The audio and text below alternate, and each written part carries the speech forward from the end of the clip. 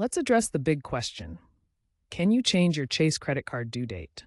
The short answer is it's generally not easily done, but there are workarounds.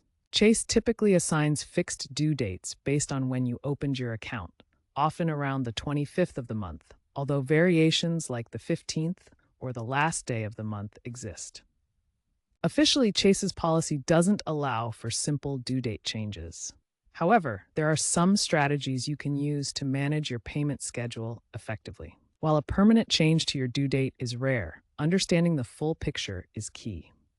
Consider that Chase might offer temporary flexibility in specific, verifiable hardship cases, such as medical issues or job loss, but this is not a standard practice. Since directly changing your Chase credit card due date is difficult, here are some practical tips and workarounds to manage your billing cycle effectively.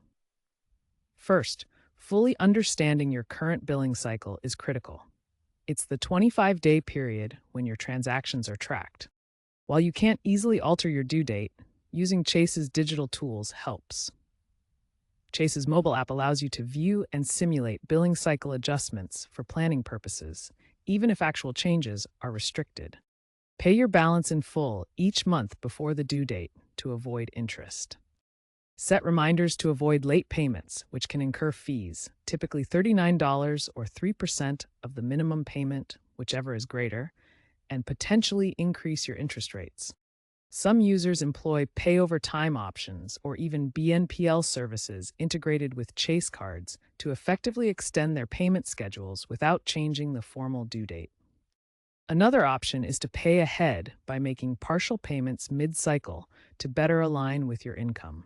While not a change to the date, it can help you manage your cash flow.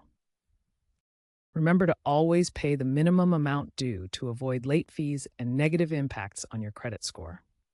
Using these strategies, you can effectively manage your Chase credit card billing cycle, even without a formal due date change.